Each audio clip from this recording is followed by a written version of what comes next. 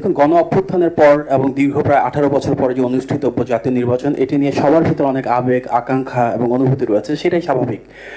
সেক্ষেত্রে নির্বাচন কমিশনের যে লেভেল প্লেইং ফিল্ডের দায়িত্বের কথা আমরা বলছি, এটা শুধু রাজপথে বা নির্বাচন পরিচালনার ক্ষেত্রে না, অনলাইনে অনেক বেশি গুরুত্বপূর্ণ।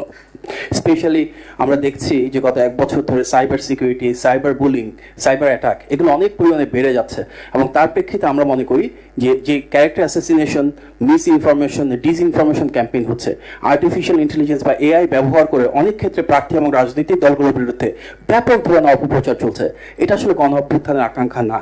এই প্রেক্ষিতে আমাদের দল, বাংলাদেশ জাতীয়তাবাদী দল বিএনপির কাছ থেকে একটা সুনির্দিষ্ট প্রস্তাবনা আছে।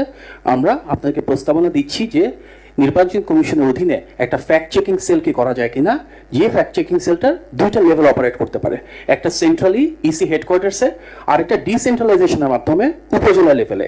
অর্থাৎ যে কোনো প্রার্থী বা যে কোনো দল চাইলে উপজেলা লেভেলে যিনি অ্যাসিস্ট্যান্ট রিটার্নিং অফিসার থাকবেন সেই ইউএনওর কাছে, অথবা প্রয়োজন হলে রিটার্নিং অফিসার বা ডিসির কাছে বলতে পারেন। একই সাথে সেন্ট্রালি ইসি হেডকোয়ার্টার্সে এসেও উনি কমপ্লেন্টটা লঞ্চ করতে পারেন। এই ডিসেন্ট্রালাইজেশনের মূল উদ্দেশ্য হচ্ছে সারা বাংলাদেশ থেকে হয়তো অনেক ব্যাপক পরিমাণ সংখ্যা হবে, সেটা একটা জায়গায় যদি শুধু এখানে নোটিফাই করা হয়, ইনভেস্টিগেশন এবং রিপোর্টিং সিস্টেম হয়তো অনেক বেশি টাইম লাগবে।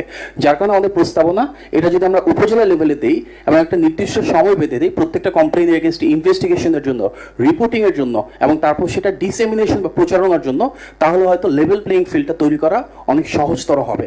সেক্ষেত্রে আমরা প্রপোজ করছি যে আপনাদের যে অ্যাপ আছে সেই অ্যাপের সাথে একটা অ্যাপ্লিকেশনের ঘর রাখার সুযোগ আছে, ফিজিক্যালি লেটার বা অ্যাপ্লিকেশন করার সুযোগ থাকতে পারে, ওয়েবসাইটের মাধ্যমে করা থাকতে পারে, এবং যে রেজাল্টটা আসবে, যে কোনো প্রার্থী বা রাজনৈতিক দল যদি কোনো অপপ্রচার বা অপতথ্যের বিরুদ্ধে আপনাদের কাছে অভিযোগ করে, তখন নির্বাচন কমিশন সেটা তদন্ত করে দেখতে পারে, এবং সেন্ট্রাল যে ওয়েবসাইট আছে সেখানে যেমন দেওয়া সম্ভব, একই সাথে উপজেলা বা জেলা পর্যায় থেকে যিনি এআরও বা আরও হিসাবে থাকবেন, ওনারা ওনাদের মতন করে সেটা রেগুলার ফিডব্যাক দিতে পারবেন।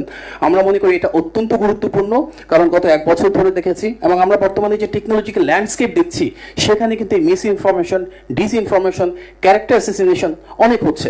স্পেশালি আমরা নারীর ক্ষমতায়নের কথা বলি, কিন্তু যারা নারী প্রার্থী রয়েছেন, যারা নারী রাজনীতিবিদ রয়েছেন, ওনারাও কিন্তু টার্গেটেডভাবে এই ধরনের অপপ্রচার এবং হেনস্থার শিকার হচ্ছেন। আমাদের প্রস্তাবনা হচ্ছে এটাকে কার্যকর করবার জন্য ফেসবুক এবং ইউটিউব সহ যেগুলো মোটামুটিভাবে খুব বেশি প্রচলিত সোশ্যাল নেটওয়ার্ক রয়েছে, ওনাদের সাথে কথা বলা সম্ভব, ওনাদের কাছে সার্টেন কন্টেন্ট প্রোভাইড করা সম্ভব, যেগুলো প্রমাণিত অপতথ্য এবং অপপ্রচার থাকবে, সেগুলো ওনাদের সাথে আলোচনার প্রেক্ষিতে কিন্তু ওনারা চাইলে সেটাকে ডিজলভ করতে পারে, সেটা নামিয়ে দিতে পারে। যে অ্যাকাউন্টগুলো থেকে এগুলো হচ্ছে সেগুলোর বিরুদ্ধে হয়তো চাইলে ওনারা ব্যবস্থা নিতে পারেন। এবং এর জন্য ফেসবুক, ইউটিউবের পাশাপাশি আমাদের যে ইন্টারনাল রিসোর্সেসগুলো রয়েছে, এনটিএমসি রয়েছে, মোবাইল অপারেটর রয়েছেন, পুলিশের ডিবি কিংবা পিআইবি, সিআইডি, ওনারা এই ক্ষেত্রে ভূমিকা রাখতে পারেন, এবং ইউএনডিপি এবং আইএফএস এর কিন্তু এই ধরনের ভালো ক্যাপাসিটি রয়েছে। আমরা যদি আমাদের যারা ইন্টারন্যাশনাল পার্টনার্স রয়েছেন ওনাদের সাথে কাজ করি, তাহলে এই সমস্যাটা অনেক সমাধান করা সম্ভব হবে ইনশাআল্লাহ। ধন্যবাদ। আসসালামু আলাইকুম।